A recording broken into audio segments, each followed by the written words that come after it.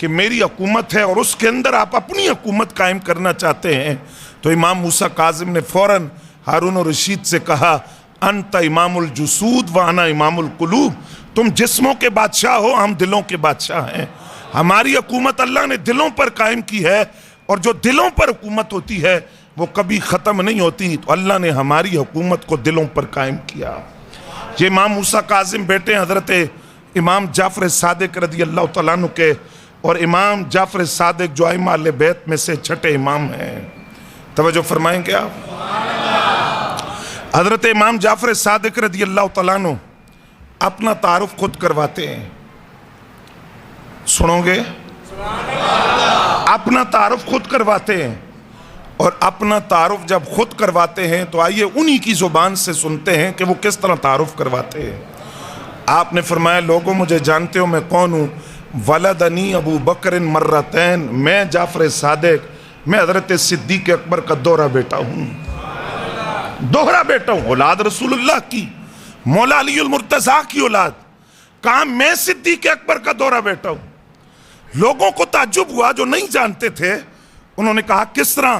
فرمایا دیکھو میں تمہیں اپنا تعارف بیان کرتا ہوں کہ میں کون ہوں۔ فرمایا حضرت صدیق اکبر رضی اللہ تعالیٰ عنہ کے ایک بیٹے تھے جن کا نام حضرت عبد الرحمن بن ابی بکر تھا، ان کی آگے ایک بیٹی تھی حضرت اسماء، پوتی ہوئی حضرت صدیق اکبر رضی اللہ تعالیٰ عنہ کی۔ کہا دوسری طرف حضرت صدیق اکبر رضی اللہ تعالیٰ عنہ کے دوسرے بیٹے تھے محمد بن ابی بکر، ان کے بیٹے تھے حضرت قاسم بن محمد بن ابی بکر۔ تو فرمایا ایک پوتے حضرت قاسم اور حضرت صدیق اکبر کی پوتی حضرت اسماء، یعنی گھر کے اندر ہی پوتے اور پوتی کا جو دونوں صدیق اکبر کی نسبت رکھتے ہیں، پوتا اور پوتی، ان کا نکاح ہوا۔ جاگو ذرا، نکاح ہوا، ان کو اللہ نے ایک بیٹی عطا کی، یعنی پڑپوتی حضرت صدیق اکبر رضی اللہ تعالیٰ عنہ کی، ان کا نام تھا حضرت ام فروا۔ یہ جو حضرت ام فروا حضرت صدیق اکبر کی پڑپوتی ہیں، ان کا رشتہ مانگا کس نے؟ امام زین العابدین رضی اللہ تعالیٰ عنہ نے۔ کس کے لیے؟ اپنے بیٹے امام محمد باقر کے لیے۔ اب امام محمد باقر کا نکاح جو مولا علی کے جگر کے ٹکڑے ہیں، ان کا نکاح ہوا حضرت صدیق اکبر کی پڑپوتی سے۔ یعنی یوں سمجھئے کہ مولا علی کے گھر سے بارات گئی ہے اور صدیق اکبر کے گھر سے ڈولی اٹھی ہے، یا یوں کہیے کہ دلہا مولا علی کے گھر کا ہے، دلہن حضرت صدیق اکبر رضی اللہ تعالیٰ عنہ کے گھر کی ہے۔ تو حضرت امام محمد باقر کا نکاح حضرت صدیق اکبر کی پڑپوتی حضرت ام فروا سے ہوا۔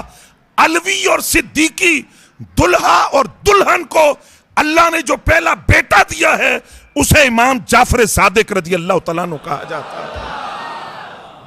توجہ حضرات آپ کی؟ فرمایا ولدنی ابو بکر مرتین، میں صدیق اکبر رضی اللہ تعالیٰ عنہ کا دوہرا بیٹا ہوں۔ کس طرح؟ فرمایا کہ میری جو والدہ ہیں وہ پڑپوتی ہیں حضرت صدیق اکبر رضی اللہ تعالیٰ عنہ کی، اور ادھر جو میرے والد ہیں وہ ادھر اولاد ہے مولا علی المرتضیٰ کی۔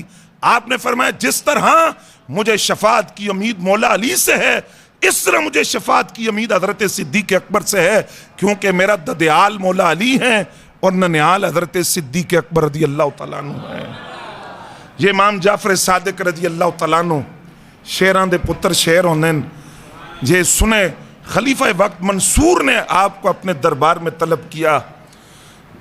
اب جب منصور کے دربار میں آپ گئے، اس کی بعد ظالمانہ پالیسیاں تھی، جب آپ چلے گئے تو ایک مکھی تھی جو بار بار اس کے ناک پر بیٹھتی ہے، وہ کبھی اس کو اڑاتا ہے کبھی ادھر اڑاتا ہے، وہ تنگ کر رہی ہے مکھی خلیفہ منصور کو۔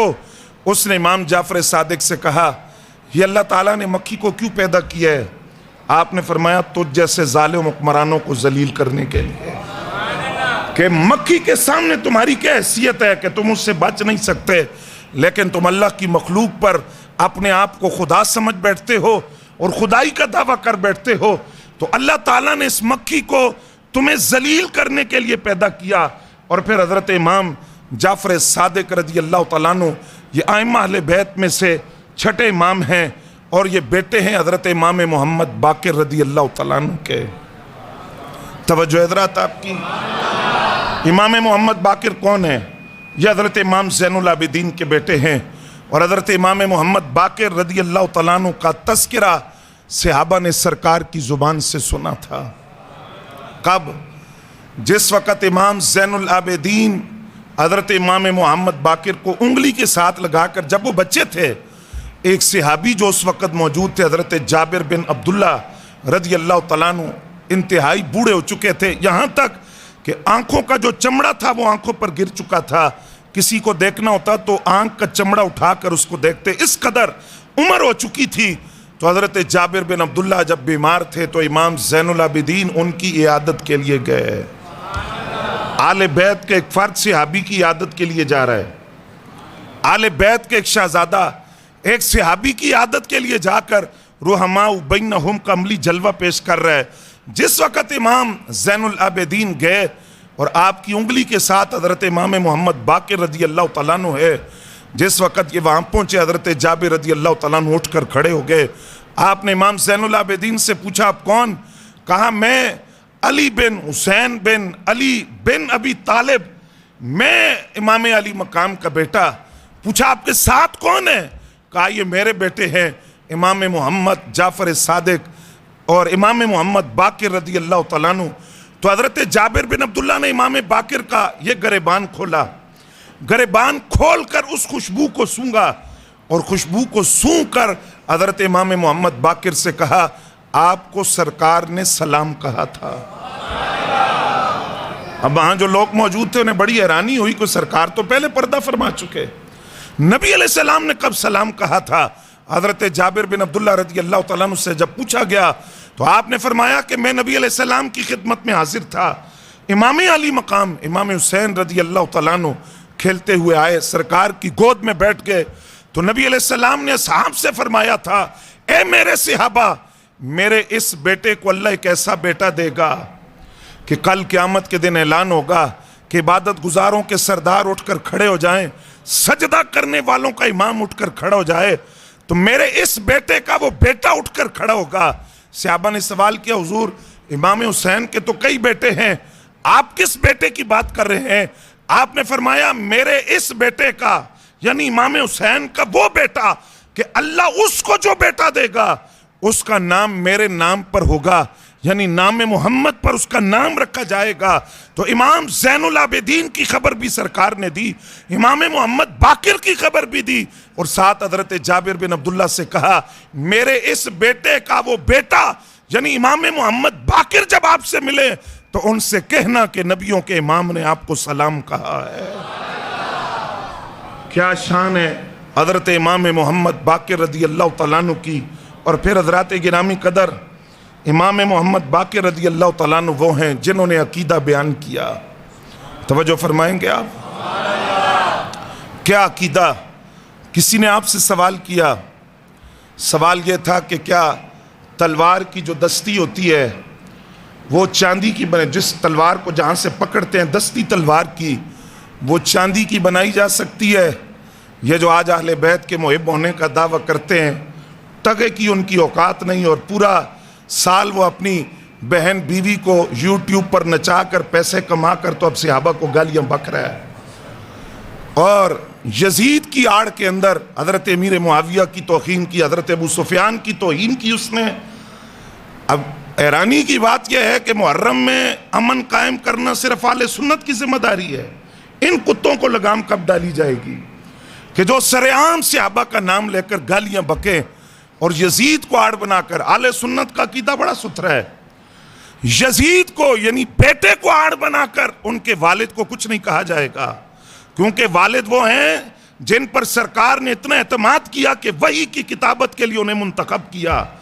20 سال نگاہ عمر نے جنہیں شام کی گورنری کے لیے منتخب کیا وہ حضرت امیر معاویہ ہیں، اور ان کی سگی بہن حضور کے نکاح میں ہے، اور حضرت ابو سفیان جن کو سرکار نے قبول کر لیا، اور ان الاسلام تہدم ما کان قبلہ، یہ اصول ہے کہ جب کوئی کلمہ پڑھ لیتا ہے تو اس کی سابقہ زندگی کو نہیں دیکھا جاتا۔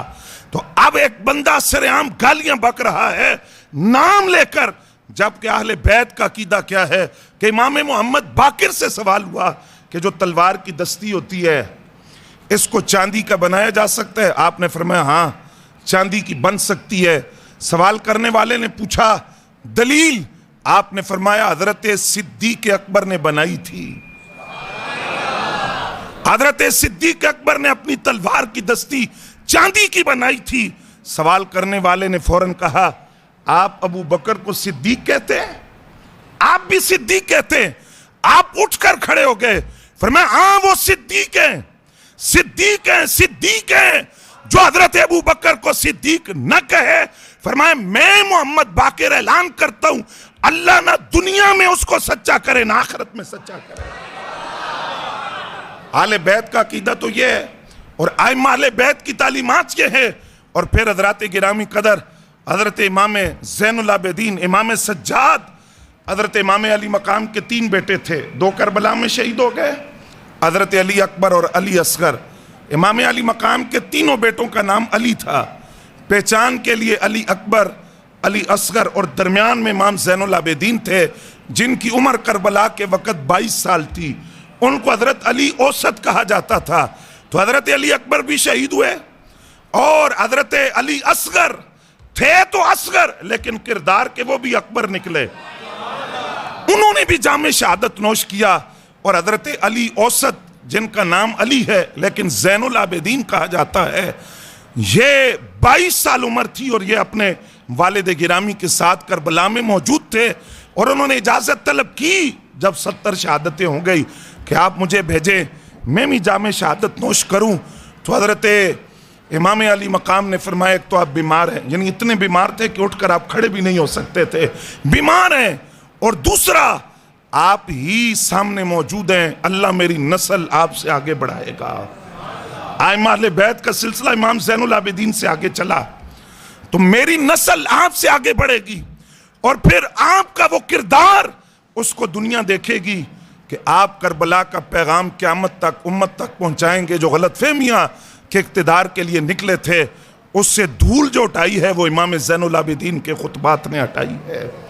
तवज्जो फरमाएंगे हज़रात आप। इमाम सज्जाद, इमाम ज़ैनुल आबिदीन वो हैं कि जिस वक़्त करबला का मार्का अपने इख्तिताम को पहुंचता है, 70-71 लाशें सामने पड़ी हैं, शहीदान करबला के सर नेज़ों पे सर बुलंद है, तो इमाम ज़ैनुल आबिदीन रज़ियल्लाहु तआला अन्हु की क़यादत में ये काफ़िला और सैयदा ज़ैनब, नाइबा ज़हरा, शरीकतुल हुसैन, सानी ज़हरा और नाइबा ज़हरा, इनकी क़यादत के अंदर ये काफ़िला कूफा की तरफ बढ़ा। और जब इब्ने ज़ियाद के दरबार में गया, तवज्जो फरमाएंगे आप, इब्ने ज़ियाद ने हज़रत इमाम ज़ैनुल आबिदीन के बारे में पूछा कि ये कौन है? जवाब मिला ये इमाम अली मकाम के बेटे हैं। कहा ये कैसे बच गए, इनको कत्ल क्यों नहीं किया? कहा बीमार थे। कहा अब कत्ल करो। जिस वक़्त इब्ने ज़ियाद ने यह कहा तो हज़रत सैयदा ज़ैनब आगे बढ़ी।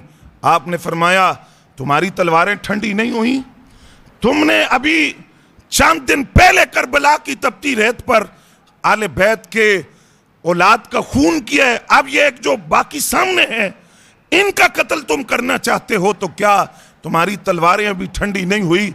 इमाम ज़ैनुल आबिदीन ने अपनी फूफी जान से कहा, बल्कि सैयदा ज़ैनब का ये जुमला आपने फरमाया, अगर मेरे भतीजे को कुछ कहोगे तो ज़ैनब की लाश से गुजर कराओगे, पहले ज़ैनब तुम्हारे सामने खड़ी है।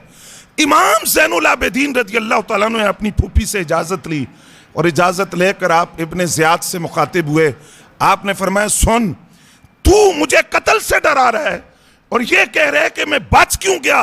तू जानता नहीं है इस्लाम के लिए शहादतें देना हमारे खानदान का दस्तूर है और हमारे खानदान का बच्चा बच्चा हक के लिए शहादत देना उसको अपने लिए इफ्तिखार समझता है, सर का ताज समझता है। अगर तू आजमाना चाहता है तो आजमा कर देख ले। वहां जो दरबार में मुशीर मौजूद थे उन्होंने कहा कि वाकई ये शेर का बेटा भी शेर है, जो सीना तान कर सामने आया। लेकिन इब्ने ज़ियाद ने फिर इमाम ज़ैनुल आबिदीन को छोड़ दिया और ये इमाम ज़ैनुल आबिदीन है। जिस वक़्त आप यजीद के सामने गए उस वक़्त यजीद ने मशवरा किया अपने मुशीरों से कि ये जो बाकी आए हैं इनके साथ क्या करना चाहिए। उन्होंने कहा कि इनको भी कत्ल कर दिया जाए, कैद की बात नहीं की, कत्ल कर दिया जाए। तो हज़रत इमाम ज़ैनुल आबिदीन ने सीना तान कर باوجود اس کے کہ یزید ایک لعنتی آدمی تھا، فاسق آدمی تھا، فاجر تھا، اس نے ظلم کی داستانیں رقم کی تھی، خانوادہ اہل بیت کا خون کیا تھا، لیکن امام زین العابدین نے بڑی جرأت سے یزید سے کہا، فرمایا تو یہ تیرے مشیر کہتے ہیں کہ ان کو قتل کر دیا جائے، فرمایا تو بھی اور تیرے مشیر بھی، تم تو فرعون سے بھی بدتر نکلے۔ کیوں؟ کہا فرعون نے جب اپنے مشیروں سے پوچھا تھا کہ موسیٰ علیہ السلام اور ہارون علیہ السلام کے ساتھ کیا کیا جائے، تو قتل کا مشورہ تو انہوں نے بھی نہیں دیا، انہوں نے بھی کہا تھا کہ ان کو قید کر دیا جائے۔ یہ تیرے مشیر تو قتل کی بات کر رہے ہیں، تم تو فرعون سے بھی بدتر نکلے، اور فرعون سے بھی بدتر ہو کر تم یہ بات کر رہے ہو کہ ائمہ اہل بیت میں سے، خانوادہ اہل بیت کے جو فرد بچ گئے ان کو قتل کر دیا جائے۔ پھر حضرات یہ امام زین العابدین کا کردار یہاں دیکھیے، توجہ فرمائیں گے آپ؟ واقعہ کربلا کے 6 سال بعد، ابھی ایک ساتھی نے چونکہ کہا تو میں عرض کرتا ہوں، 6 سال بعد مختار ثقفی نے اعلان کیا کہ جو قاتلین امام علی مقام ہے ان کے لیے کوئی معافی نہیں ہے، ان کو ڈھونڈ ڈھونڈ کر قتل کیا جائے گا۔ ہزاروں بندہ مارا گیا، ابن زیاد، شمر، خولی، عمر ابن سعد، جتنے شریک تھے سارے مارے گئے۔ اب مختار ثقفی کون تھا؟ اس نے خط لکھا امام زین العابدین کو، آپ آئیں ہماری قیادت کریں، ہم آپ کی قیادت میں مل کر